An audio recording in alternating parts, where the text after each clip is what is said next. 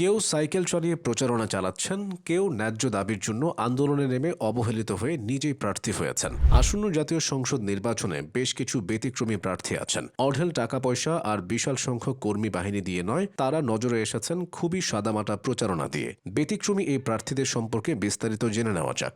জুরাইনের সেই ওয়াসা মিজানের কথা মনে আছে? তার ৩ মেয়ের মধ্যে ৬ বছর বয়সী মৃন্ময়ী হৃদ্যতার ২০১৮ সাল থেকে এ পর্যন্ত ৬ বার ডেঙ্গু হয়েছে। মেয়ের চিকিৎসা করাতে গিয়ে ঋণগ্রস্ত হয়েছেন জুরাইনের এ বাসিন্দা। শুধু ডেঙ্গু না, বলতে গেলে কোনো নাগরিক সুবিধাই পাচ্ছেন না ওই এলাকাবাসী। প্রতিবাদ হিসেবে ২০১৯ সালের ২৩ এপ্রিল মিজান জুরাইন থেকে কাচের জগে পানি এনেছিলেন। ওয়াসার পানি দিয়ে কারওয়ান বাজারের ওয়াসা ভবনে হাজির হয়েছিলেন ওয়াসার এমডিকে শরবত খাওয়ানোর জন্য। প্রতিবাদের এমন অভিনব কৌশলের জন্য বিভিন্ন সময় আলোচিত মিজানুর রহমান আসন্ন ত্রয়োদশ জাতীয় সংসদ নির্বাচনে ঢাকা ৪ আসনে স্বতন্ত্র প্রার্থী হিসেবে নির্বাচন করছেন।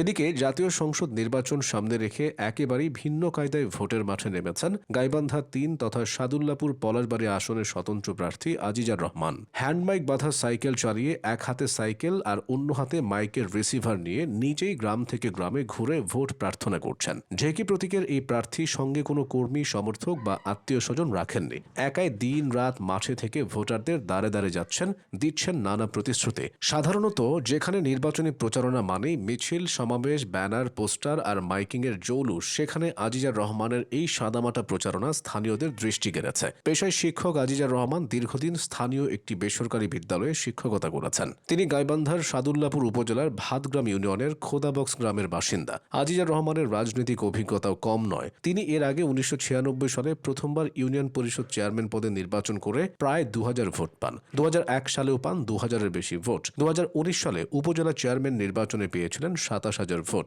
২০২৪ সালের সংসদ নির্বাচনে তিনি ১৭,০০০ ভোট পান। তবে এখনও কোনো নির্বাচনে জয়ী হতে পারেননি। আজিজুর রহমান বলেছেন, আমার টাকা পয়সা নেই, কর্মীও নেই, তাই নিজেই সাইকেল চালিয়ে প্রচারণা করছে। এতে সরাসরি সাধারণ মানুষের কাছে পৌঁছাতে পারছে। গাইবান্ধা ৩ আসনে মোট ১৪৬টি ভোট কেন্দ্রের ৯৫৮টি ভোট কক্ষে ৫,০১,৯৪৯ জন ভোটার ভোট দেবেন। জিতে গেলে ভোটারদের দেওয়া প্রতিশ্রুতি কেউ রাখেন না। এরকম যাতে আর না হয় সেজন্য নিজেই প্রার্থী হয়েছেন মাকসুদুর রহমান। ছড়ি প্রতীক নিয়ে বাংলাদেশ সাংস্কৃতিক মুক্তিজোটের প্রার্থী হিসেবে ঢাকা ৭ আসনে প্রতিদ্বন্দ্বিতা করছেন তিনি। নির্বাচনী প্রচারের জন্য নিজের জমানো টাকা ও স্বজনদের থেকে পাওয়া কিছু সহায়তা দিয়ে লিফলেট করেছেন মাকসুদুর রহমান। ব্যানার, ফেস্টুন, বিলবোর্ডের প্রচারে তিনি নেই, তবে নিজেকে শক্ত প্রতিদ্বন্দ্বী ভাবেন। এর কারণ হিসেবে তিনি গণমাধ্যমে বলেছেন, হাই ভোল্টেজ প্রার্থী যারা, তাদের সবার দুর্নাম আছে, আর আমার আছে ক্লিন ইমেজ।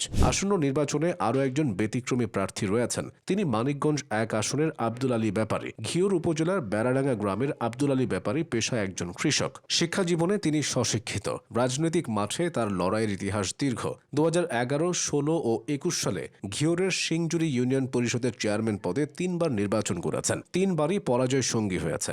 এরপর জাতীয় রাজনীতিতে পা রাখতে গিয়েও বারবার আইনি ও কাঠামোগত বাধায় থমকে গেছে তার পথ চলা। তবে ২০২৩ সালের দৃশ্য এবার নেই। তখন মনোনয়ন বাতিলের খবরে জেলা প্রশাসকের কার্যালয়ের সামনে মাটিতে লুটিয়ে পড়ে কান্নায় ভেঙে পড়েছিলেন তিনি। আইনশৃঙ্খলা বাহিনীর সদস্যরা তাকে শান্ত করে আপিলের পরামর্শ দেন। এবার তিনি আরও দৃঢ়, আরও প্রস্তুত। নিজের প্রচারণা নিজেই চালাচ্ছেন দুয়ারে দুয়ারে গিয়ে। হেভিওয়েট প্রার্থীদের বিপরীতে সাধারণ এই প্রার্থীরা হয়তো ভোটের মাঠে জিতবেন না, তবে তারা ঠিকই কারো কারো মন জিতেছেন।